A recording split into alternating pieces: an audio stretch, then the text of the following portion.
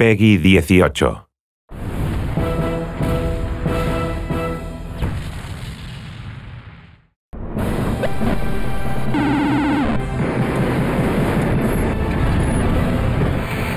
are turning into monsters!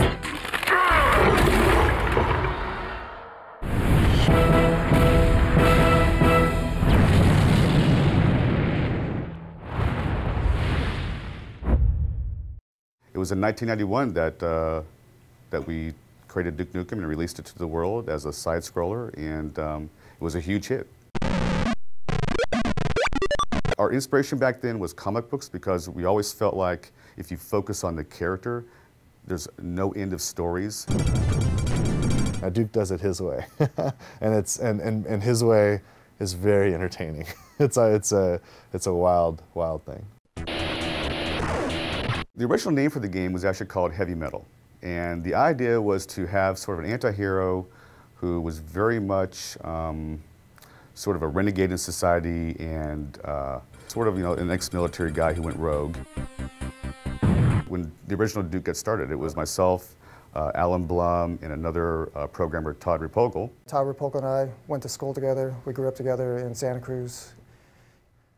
He started making side-scrollers and stuff. And while I was going to school at UCSC studying computer science, we were working on Duke Nukem 1 together. There's a guy I'd like to, anytime I have an opportunity, I like to call him out. His name's Alan Blum. And Alan, he created Duke. He and Todd Repogel, back in 1991, 92, created the original 2D side-scrollers of Duke Nukem. And, great fun games. And he's the one guy that from the very first moment of Duke existing all the way through till today has been involved in the Duke projects. It's very childish, so it doesn't take itself seriously, It's, instead of trying to fit a formula or trying to do certain things, it just does stuff you want to do.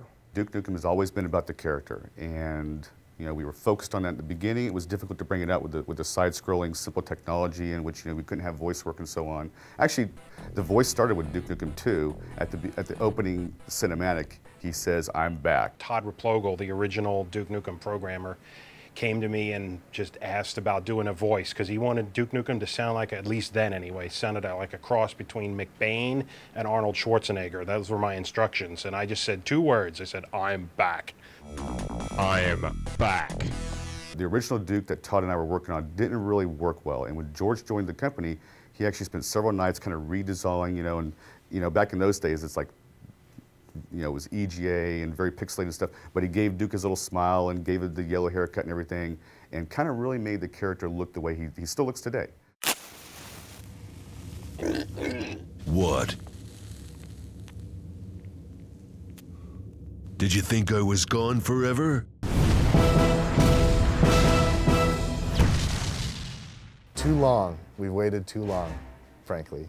And I don't know if there's anything that could live up to the idea of 15 years of development, but this is absolutely a worthy successor and a worthy sequel to the game. I think that this is what fans have wanted to come out, and it's finally come out. I can't be more excited. If you're a Duke fan, and especially you're one of the fans that hang out on the 3D Realms forums for all that time, refusing to give up, refusing to, give in to the naysayers or whatnot, you're going to have a blast with this because it is a hell of a lot of fun.